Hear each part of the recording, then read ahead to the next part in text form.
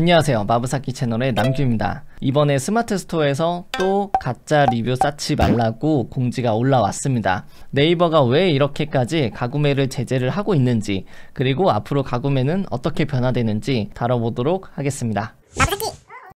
리뷰 조작을 진짜 사람들이 많이 하나요? 제가 느꼈을 때는 가구매를 하지 않는 업체는 없다 일 정도로 정말 많이 보편적으로 쓰이고 있어요. 가구매를 하다가 걸렸을 때 어떤 페널티를 받나요? 걸렸을 때 상품 순위가 떨어지나요? 적발시 이용 정지라고 분명히 써 있음에도 불구하고 이게 상품이 정지된다는 건지 스토어가 정지된다는 건지 명확하게 나와 있지 않기 때문에 저한테 그런 질문을 많이 주십니다. 적발시 이용 정지라는 거는 스토어 정지를 뜻해요. 가구매 하다가 걸리시는 분들은 스토어가 일주일 정도는 정지가 될 수가 있습니다. 기존에는 이렇게까지 심하진 않았어요. 그냥 리뷰가 블라인드 되고 끝났었는데 최근엔 네이버가 좀 일을 간 것 같아요. 그래서 스토어를 날려버릴 수가 있습니다.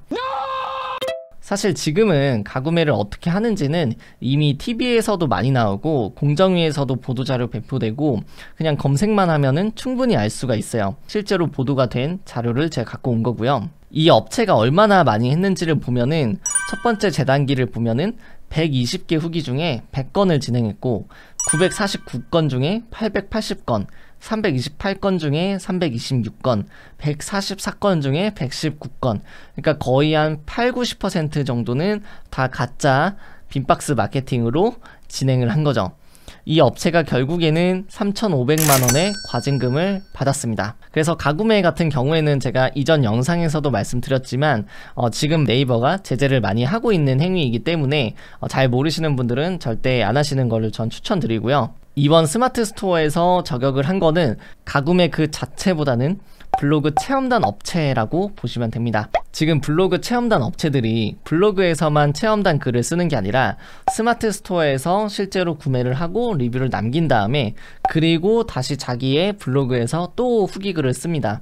그러니까 두 번 중복으로 후기를 남기는 건데요. 경제적인 어떤 관계인 경우에는 그걸 표시하라고 지금 공지사항에 올라온 거예요. 그러면은 가구매는 아까 전에 안 된다고 했는데 체험단은 된다는 건가요? 제가 정확하게 말씀을 드리자면 네, 체험단은 전혀 문제가 되지 않습니다. 가구매만 문제가 아니라 체험단도 충분히 무상으로 제공을 받은 거기 때문에 좋은 말만 남을 수가 있잖아요. 그래서 문제가 될 법도 한데 지금 네이버의 정책에서는 대가를 받았다라는 워딩만 쓰면은 체험단도 괜찮다라고 이야기를 하고 있습니다. 놀라운 거는 네이버도 심지어 체험단을 운영을 하고 있어요. 네이버의 윈도 시리즈 보시면은 뭐 리빙 윈도라든지 키즈 윈도라든지 여러 윈도들에서 실제로 블로그 체험단을 모집을 하고 있습니다.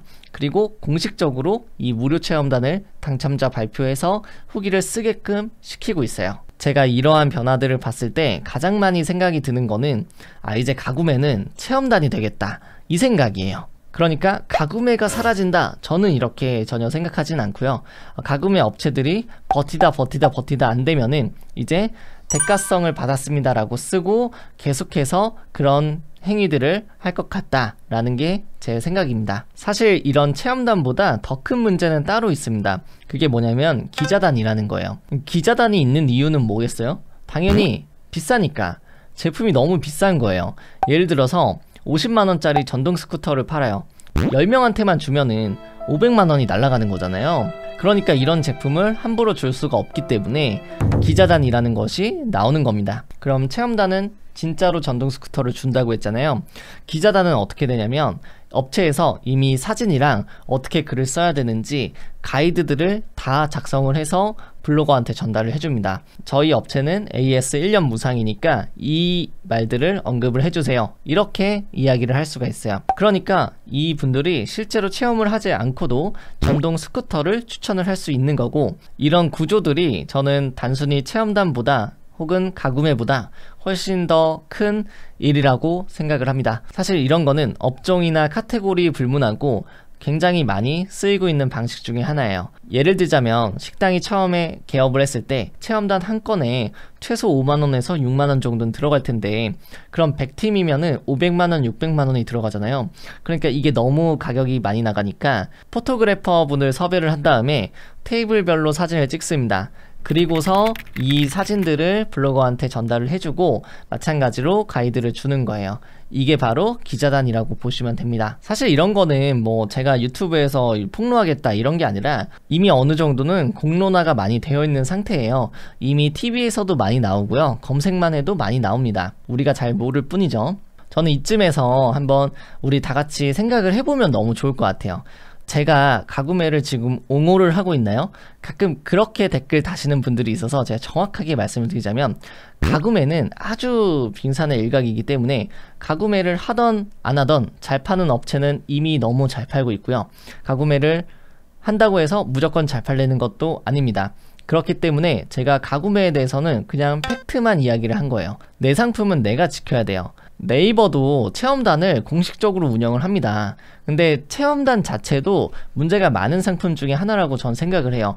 그러면 우리는 플랫폼을 과연 믿어야 될까요? 상대를 알고 나를 알아야 된다고 전 생각을 합니다. 그러니까 네이버가 하지 말라는 거에 너무 겁을 먹고 아무것도 안 하는 것보다는 네이버가 왜 이런 것들을 막을까? 네이버가 왜 이런 걸 하지 말라고 할까? 그럼에도 불구하고 하는 사람들은 왜 하는 걸까? 이런 것들을 파악하셨으면 좋겠습니다. 그러기 위해서는 다른 판매자랑도 이야기를 많이 하시고요. 커뮤니티도 참여하시고요. 그런 식으로 정보의 트렌드에서 앞서 나가셔야 된다는 거 제가 한 번 더 강조드리고 싶습니다. 자, 그러면 오늘 제가 네이버 가구매 행위에 대해서 다시 한번 정리를 해보았는데 내 상품은 내가 지켜야 한다는 거 다시 한번 강조드리고 싶습니다.